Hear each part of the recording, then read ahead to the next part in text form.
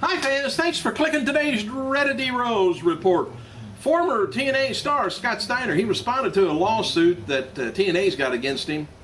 The one that was filed back in June, I guess, claiming that Steiner breached his TNA contract by saying disparaging remarks about the company, Hulk Hogan, Eric Bischoff, Bruce Prichard, and others. TNA's been seeking damages and an injunction to stop Steiner against speaking out. Well, anyway, Steiner responded on September 10th and did a countersuit against the company, alleging that they breached the contract against him. Well, this all gets fought out in court, and everybody's just out a boatload of money.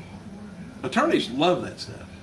Anyway, Steiner alleges that TNA failed to pay and provide him an accounting of all royalty payments due to him, failed to provide royalty statements of all merchandise royalties and video royalties owed to him, and failed to pay all royalties due to him. Steiner demands a judgment that's yet to be determined because they haven't seen any statements yet. Steiner is denying that he ever agreed not to speak out against TNA, and speaking out against them would have reached his deal, but Steiner demanded that the TNA lawsuit against him be thrown out of court because, well, anyway, just because they're both reached each other, apparently. And he wants a jury trial if the case goes to trial, which most likely it don't. So attorneys win, nobody else does. WWE added that Kelly to their alumni section. Person close to the Diva says we can expect to see a lot of announcements from her about her new projects from her on Twitter or whatever in the next few months, I guess. And we noted before that most people within WWE expected the company to release just the opposite, re-sign Brock Lesnar, especially since SummerSlam buy rates has went up.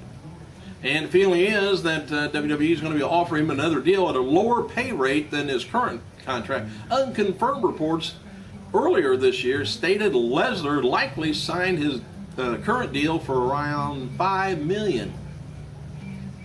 I don't know how many dates. It seemed like it was less than 30 dates. Man, it's at the same. Of course, you got to look like him and keep yourself built up like him to keep and name recognition to keep that kind of money coming in.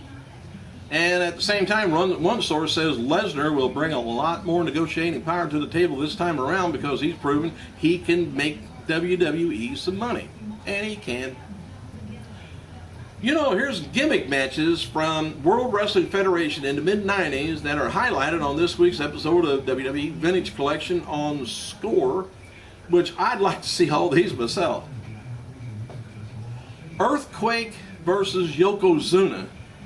Sumo match, WWE or WWF at the time, Monday Night Raw, May 16, 1994. Hedrick Godwin versus Hunter Hearst Helmsley in a hog pin match, WWF In Your House. Season Beatings, September 17, 1995. Anyway, Howard Finkel versus Harvey Whippleman, tuxedo match from WWF Raw, that was in 95. I could do without that. The British Bulldog Davey Boy Smith versus Ahmed Johnson in an arm wrestling match from Raw 96. Goldust taking on Undertaker in a casket match, WWF In Your House, Beware of Dog, says 1996. There's a lot more gimmick matches than that. Hey, I didn't see any divas in that.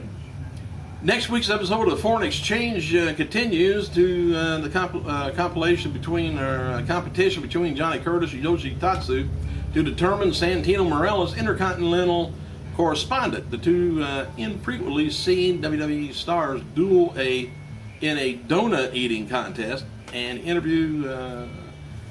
interview contest and a finger slapping contest.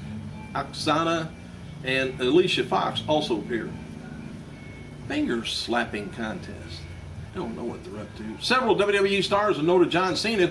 He's getting some time off from the ring is the best thing that could happen to him right now. Word is going around that Cena is really banged up, a lot more than people think. And to realize he desperately needs a rest from the job. rumors of independent wrestler Sarah Del Rey being brought in as a trainer down to Developmental down at the Divas are apparently true. Anyway, Del Rey, she's recently reported NXT facilities after finalizing her deal and appeared on a new tout video from Bill DeMott and trainers Norma Smiley and Joey Mercury. All right, noted before Hall of Famer Edge told Matthew and Aaron's show that he's going to be going under neck surgery, and one of the things that he had neck surgery for is to clean up a previous operation and remove some of the pressure off of his spinal cord. And Edge talked about having neck surgery issues even when he was a kid and wondered if pro wrestling, the profession he loves, was the best move for him. And after he recovers from surgery, he's got planned on spending some time in Los Angeles in hopes of getting more acting jobs.